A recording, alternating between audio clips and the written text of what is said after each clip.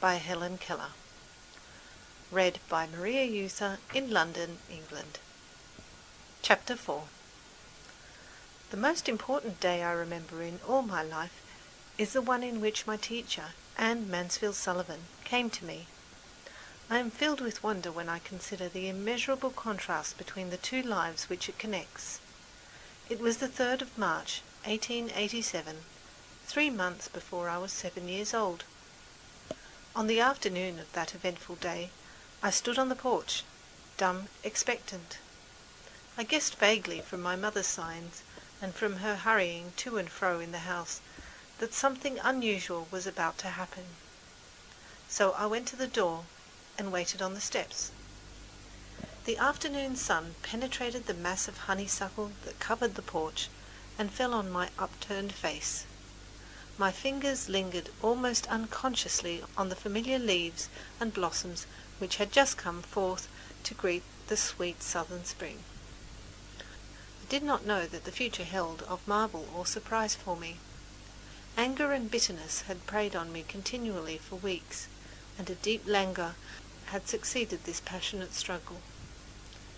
Have you ever been at sea in a dense fog, when it seemed as if tangible white darkness shut you in, and the great ship, tense and anxious, groped her way toward the shore with plummet and sounding line, and you waited with beating heart for something to happen? I was like that ship before my education began, only I was without compass or sounding line, and had no way of knowing how near the harbour was. "Light, give me light," was the wordless cry of my soul, and the light of love shone on me in that very hour. I felt approaching footsteps. I stretched out my hand, as I supposed to my mother. Someone took it, and I was caught up and held close in the arms of her who had come to reveal all things to me, and more than all things else, to love me. The morning after my teacher came, she led me into her room and gave me a doll. The little blind children at the Perkins Institution had sent it, and Laura Bridgman had dressed it, but I did not know this until afterward. When I had played with it a little while, Miss Sullivan slowly spelt into my hand the word D-O-L-L, doll. I was at once interested in this finger play and tried to imitate it. When I finally succeeded in making the letters correctly, I was flushed with childish pleasure and pride. Running downstairs to my mother, I held up my hand and made the letters for doll. I did not know that I was spelling a word, or even that words existed. I was simply making my fingers go in a monkey-like imitation.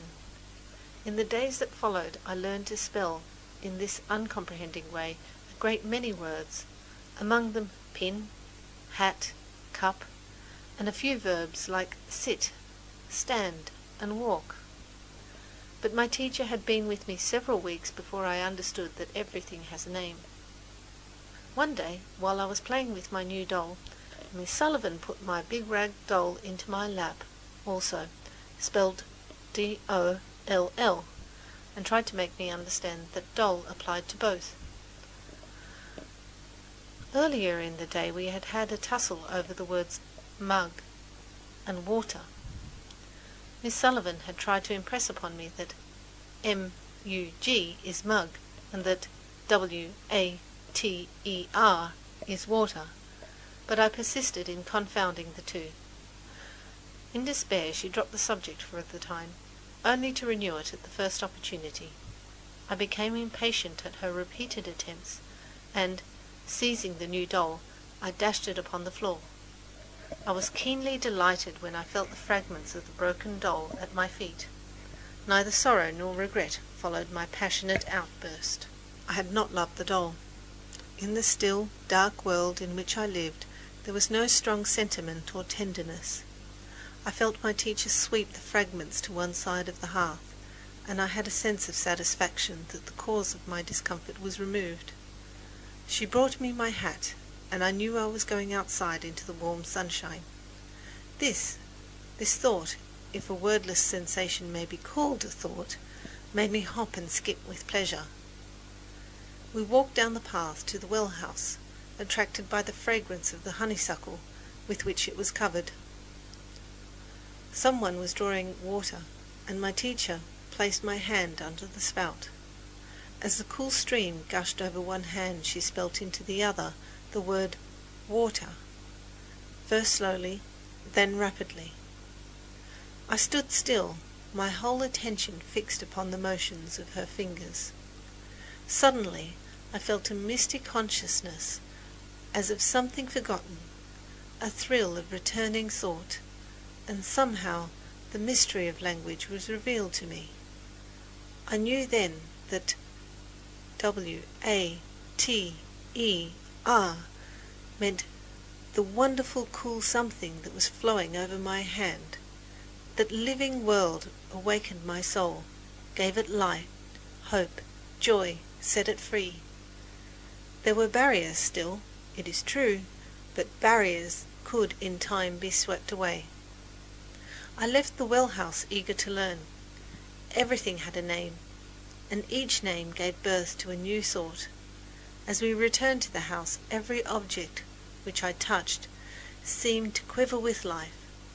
That was because I saw everything with the strange new sight that had come to me. On entering the door, I remembered the doll I had broken. I felt my way to the hearth and picked up the pieces. I tried vainly to put them together. Then my eyes filled with tears, for I realized what I had done, and for the first time I felt repentance and sorrow. I learnt a great many new words that day. I do not remember what they all were, but I do know that mother, father, sister, teacher were among them, words that were to make the world blossom for me, like Aaron's rod with flowers.